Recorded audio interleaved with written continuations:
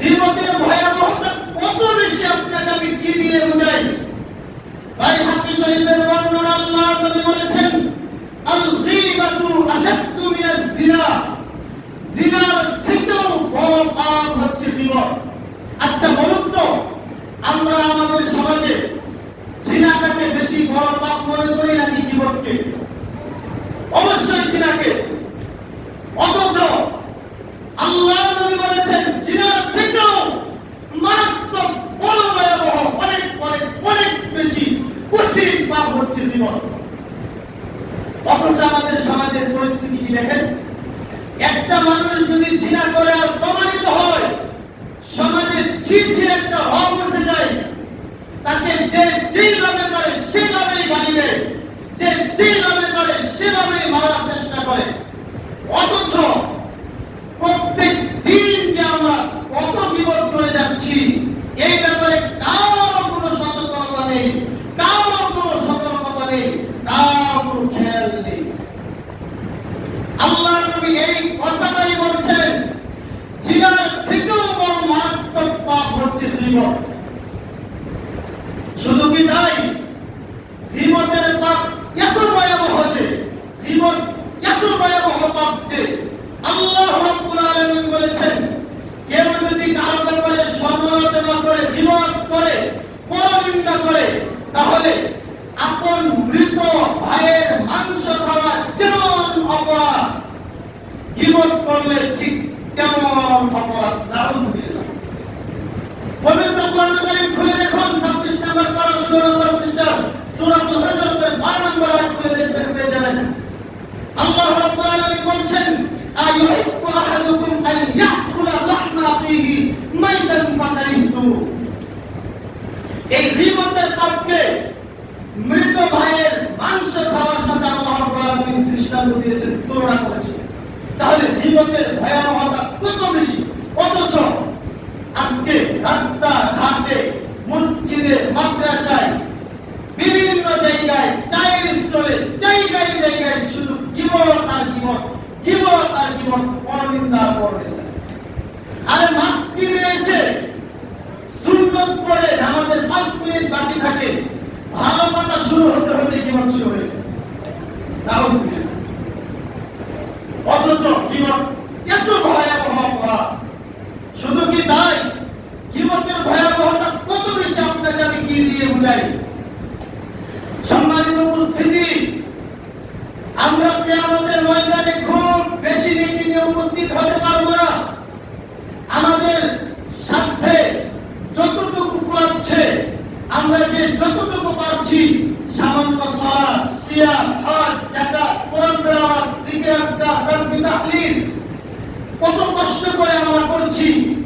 গীবতের সবচেয়ে বড় ক্ষতি হচ্ছে এই যে আমরা এত কষ্ট করে এই আমলগুলো নিয়ে কিয়ামতের ময়দানে উঠব, এই দুনিয়াতে আমরা যার ব্যাপারে গীবত করছি, ওই ব্যক্তি কিয়ামতের ময়দানে আমার কাছ থেকে আমার এই সবগুলো নেকি নিয়ে চলে যাবে। আমার নেকি যদি শেষ হয়ে যায়, তার পাপ আমার কাছে চাপিয়ে দিয়ে আমাকে চলে যেতে হবে জাহান্নামে, ওই ব্যক্তি চলে যাবে জান্নাতে। গীবতের ভয়াবহতা কত বেশি।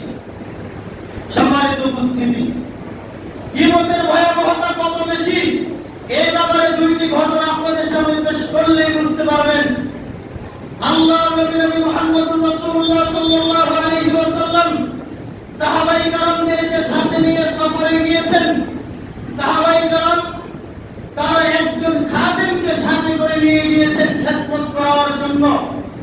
তো একদিন ফজরের পরে ওই খাদেম ঘুমিয়ে গিয়েছেন। তো এক সাহাবী আরেক সাহাবীকে বলছেন, আমাদের খাদেম ভাই কোথায় গো? যাকে বলছেন উনি উত্তর দিচ্ছেন, আমাদের খাদেম ভাই তো বাড়ির ঘুমিয়েছে, তার মানে ফজরের নামাজ পড়ে ঘুমিয়ে গিয়েছে। এই কথাটা আল্লাহর নবী শুনতে পেয়েছেন, কিছুই বলেননি।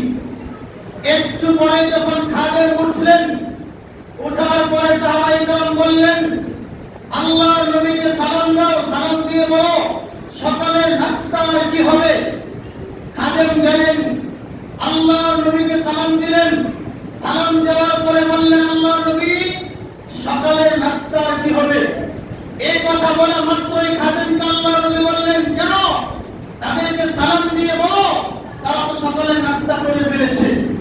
ওই খাদেম তো আর কিছু জানে না। খাদেম আসলেন, সাহাবায়ে কেরামদেরকে সালাম দিলেন, সালাম দিয়ে বললেন, কি ব্যাপার, আপনারা নাকি সকালে নাস্তা করে ফেলেছেন। এই কথা বলা মাত্রই সাহাবায়ে কেরাম বুঝতে পেরেছেন কোথাও গড়বড় হয়ে গিয়েছে। হাউ হাউ করে আল্লাহর নবীর কাছে চলে গেছেন, আল্লাহর নবী, আমরা নাকি সকালে নাস্তা করেছি। তখন আল্লাহর নবী বললেন, হ্যাঁ, তোমরা তো একটু আগেই তোমাদের এই ঘুমন্ত খাদেম ভাইয়ের কাঁচা মাংস খেয়েছো, তোমাদের দাঁতের ফাঁকে খাদেম ভাইয়ের মাংস লেগে গেছে। এই কথা বলা মাত্রই সাহাবায়ে কেরাম বললেন, ইয়া রাসূলুল্লাহ, হে আল্লাহর নবী, আপনি রব্বুল আলামিনের কাছে আমাদের জন্য ক্ষমা চান।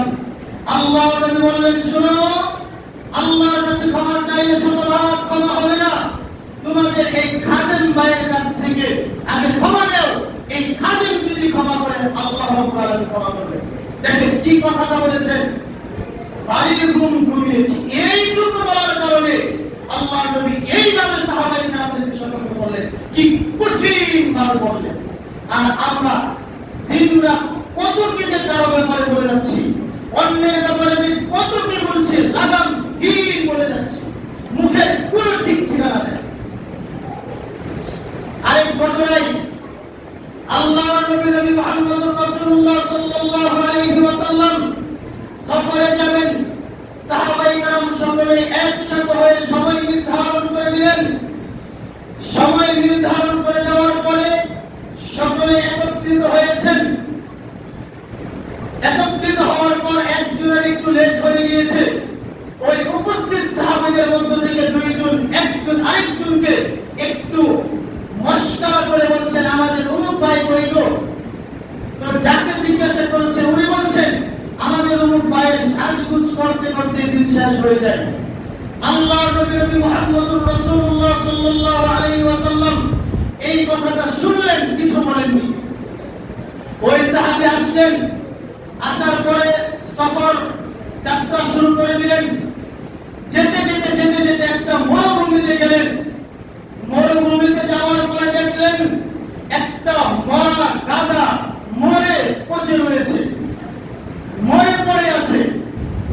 আল্লাহর নবী ওই জায়গায় থামলেন, থেমে বললেন, আমার ওই দুই সাহাবী কোথায় গো, অমুক অমুক কোথায় গো? তোমরা আসো, যাও এই মরা পচা গাধার মাংস খাও। যখনই এই কথা বললেন, তখনই সাহাবায়ে কেরাম বললেন, আল্লাহর নবী, এই মরা পচা গাধার মাংস খাওয়া কি সম্ভব? তখনই আল্লাহর নবী বললেন, শুনো, এই যে সফর শুরু করার আগেই আমার এক সাহাবীর ব্যাপারে তোমরা সমালোচনা করলে, এটা এত ঘৃণিত পাপ যে এই মরা পচা গাধার মাংস খাওয়া যত বড় পাপ, যত বড় ঘৃণিত কাজ, যত বড় নেহায়াত অন্যায়, যত বড় পাপ, এর থেকেও বেশি পাপ হচ্ছে আমার সাহাবীর ব্যাপারে তোমরা মশকরা করে ঠাট্টা করলে। দেখেন গীবতের ভয়াবহতা কত বেশি।